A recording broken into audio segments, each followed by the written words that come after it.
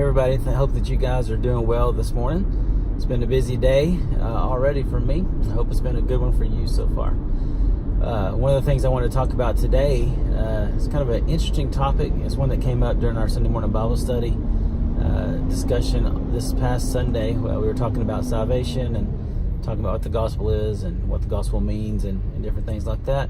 And also talking about some of the Old Testament law and implications of all that. And one of the things that came up was speaking in tongues, because some denominations say that speaking in tongues is a evidence of your salvation. They say that once you believe in Jesus Christ and receive the Holy Spirit, that the outpouring of that Holy Spirit is that you speak in tongues. And the reason that they say that is because in the Scripture, in the book of Acts, you see that take place. In Acts chapter 2, the day of Pentecost, the disciples are in the upper room and they're praying, and then the Holy Spirit comes upon them, and then they're filled with the Spirit. And then they go out into the public square where Jews from all over the world who speak many different languages have all come together for the day of Pentecost and the Feast of Pentecost. And they have come together, and then these disciples who have been filled with the Holy Spirit go out and they begin proclaiming the message of the gospel, and they're speaking in all these different tongues, is what the Scripture says, speaking in different languages. Then if you look, throughout the book of Acts, you see that taking place, a few more times. For example, in Acts chapter 19, Paul is on one of his missionary journeys.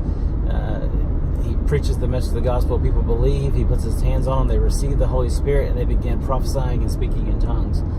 So it's not without warrant to say that speaking in tongues is an evidence of salvation. But the question is, can you say that speaking in tongues is the evidence of salvation? Because in the book of Acts, you see that this takes place, but the question that we have to ask ourselves is it consistent? Is it consistently throughout the book of Acts that whenever somebody receives the Holy Spirit, that they speak in tongues? Because if it's a consistent thing where you can see it happen every single time, well then yeah, you could say that speaking in tongues, speaking in these different languages is evidence of receiving the Holy Spirit. But the problem is that if you look through the book of Acts, you don't see consistently that every time somebody believes in Jesus and the verse says, the Scripture says, they receive the Holy Spirit, do they speak in tongues? So it's not consistent all the way across the board.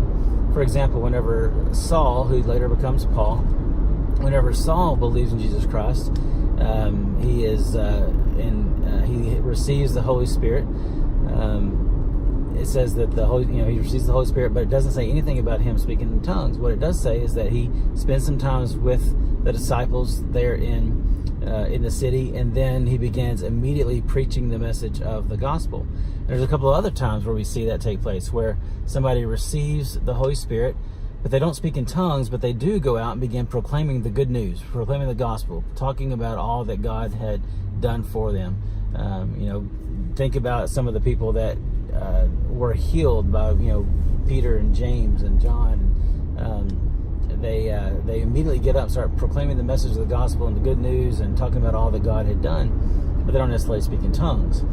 And so what you can see throughout Acts is that it's not consistent across the board that whenever somebody receives the Holy Spirit because of their faith that they speak in tongues. But what is consistent across all those examples is that whenever somebody receives the Holy Spirit, they believe in Jesus Christ by faith, they receive the Holy Spirit, they begin proclaiming the message of the good news.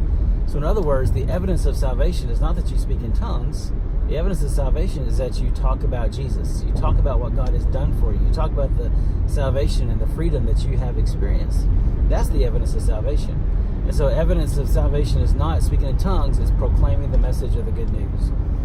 And so we can't say that if you are a believer, you have to speak in tongues in order to give evidence of your salvation. Speaking in tongues in the Scripture is just speaking in a different language. The word tongues is glosse in the Greek, which means languages. And so what was happening is they were going out and they were proclaiming the message of the gospel, and either they were speaking in another language miraculously, or the people around them were hearing them in another language miraculously. And so that's why on the day of Pentecost, everybody was amazed, because these Galileans, these Jewish people, were speaking the message of the gospel, and they were hearing it not just in Aramaic or Greek, but they were hearing it in all their different languages from all these different countries. And so they weren't just speaking different words or maybe a inaudible or ununderstandable language. They were literally speaking in different real languages whenever they were speaking in tongues. And so that's what speaking in tongues is referring to in the scriptures. And it's called a spiritual gift.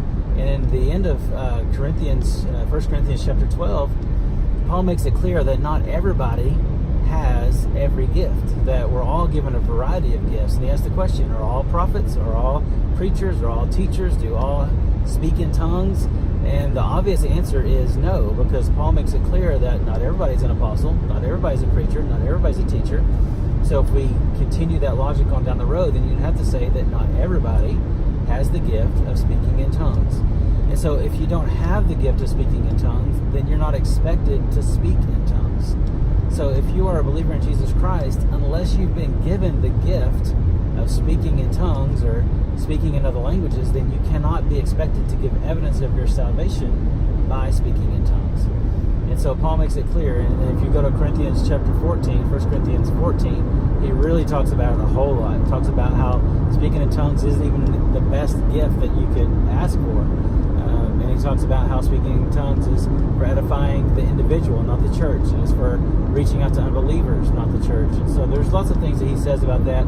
We don't have time to talk about all the implications of what speaking in tongues means and if it's still relevant for today and all that kind of stuff. But what I want you to understand from this video is just this, that speaking in tongues is not the evidence of salvation. It could be a evidence of salvation.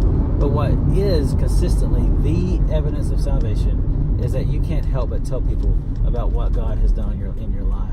And so I just want to encourage you, if you're a believer, first of all, ask yourself, am I excited about Jesus? Am I passionate about telling other people about Jesus?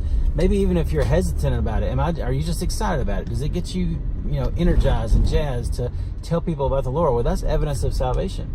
If you could really care less about telling other people about salvation, about Jesus Christ, well, then maybe that's something where you need to ask yourself, am I truly a believer in Jesus? Because if he has saved you to that extent, where he has forgiven your sins, you've got eternal life because of your faith in Jesus Christ, then how could you not want to tell other people about that?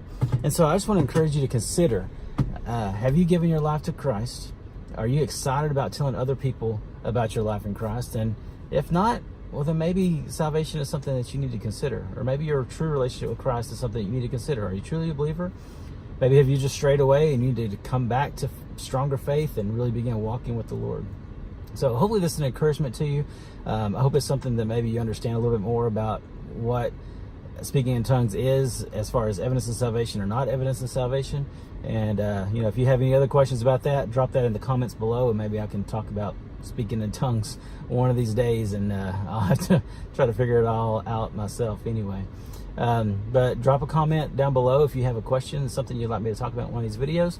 And if you ever do have a question about salvation, and I would love to talk with you about that. Or if there's somebody else that you know of needs to hear about salvation, I would love to help you begin that conversation with them. So hope this has been a blessing to you. Enjoy your day and look forward to making another video next week.